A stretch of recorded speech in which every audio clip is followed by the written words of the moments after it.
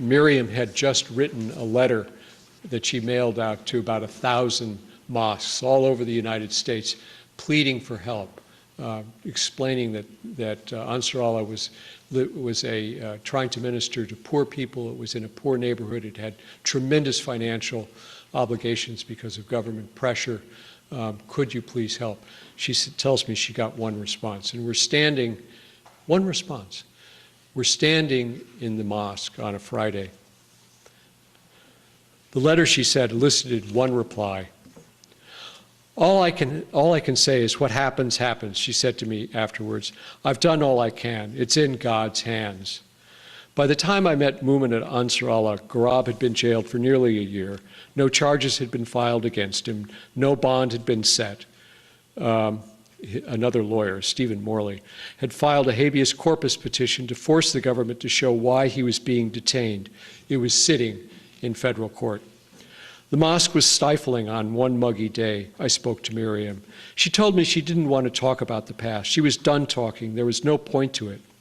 I said that no one in the wider community knew what was going on at Ansar Allah. No one had any idea. I can't say anymore, she replied. 1 year and 2 months my husband's been away. 1 year and 2 months. For what? What has he done? His little girl has been born. She has begun walking. She's begun talking, and he's been away. They put him in shackles around his legs and handcuffs when I went to see him, and 2 guards standing on either side of him. What has he done? They say he was praying in the middle of the night, and they put him in isolation for 2 months. For praying. He was praying at night. Is this what he's done?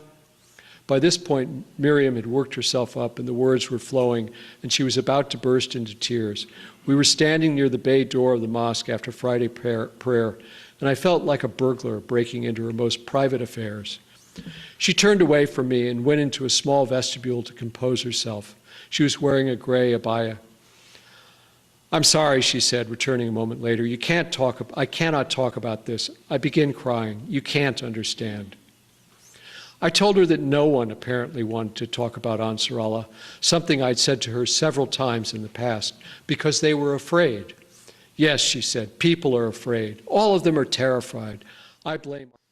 What happened afterwards, just to quickly sum up the outcome of this, was that this mosque closed. It was almost an invisible event. It was not covered by the local press, the Inquirer. The imam was deported. The imam's family was absolutely destroyed. The daughter who watched in horror as her mother and stepfather were surrounded by police in front of her school, blamed her parents, and ultimately blamed Islam. And if it weren't for Islam, none of this would have happened. When the imam was deported, her daughter, his stepdaughter, who's Miriam's child by an earlier marriage, refused to leave the country. So that presented Miriam with a horrendous choice, and she was not the only woman at Ansar Allah who had to make this very choice. Does she stay with her children in the United States, with her daughter who refuses to leave, or does she go with her husband who cannot stay, who must leave? What she ultimately chose to do was her sister, who was also in this country, provided a home for her daughter, and Miriam went with Sheikh Gharab to Egypt with their child that they had had together, who's an American citizen. So this family was torn apart. Sheikh Gharab was, of course, immediately taken into custody by Egyptian security and questioned for about a week or two, and they were ultimately uninterested in him. They released him, but they forbid him to engage in any religious activity whatsoever.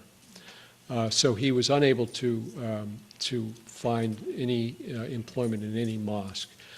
He returned ultimately to Alexandria, where he came from, and was forced, couldn't find a job. He was forced to move in with his elderly mother. So Miriam and their little girl moved in with Sheikh Garab and his mother.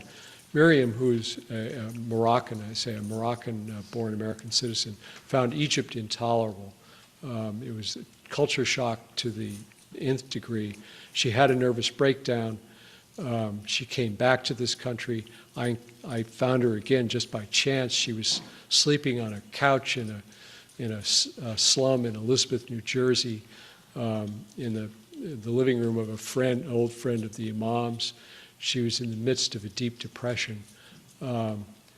Ultimately, she got herself together, went back to Alexandria, and ultimately had to make the decision to bring her little girl back to this country and reconcile with her older daughter. So Miriam and her 2 children are in this country. She is seeking to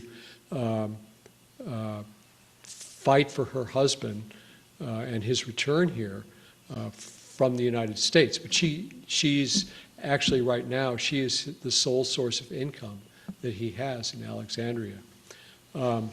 So to sum up, we have a family destroyed. I've only focused on that family, but there were about 6 families that were very similarly, utterly wrecked by this event. A mosque, a house of worship that was destroyed, in an entire congregation that lost its place of faith, and a community which is not a Muslim community, is not a Middle Eastern community, but nonetheless, I can't say it welcomed the mosque, but it appreciated the mosque because Ansar Allah provided charitable contributions to poor working families in that neighborhood without regard to religion. And children of all faiths were able to come into the open masjid every single day and play.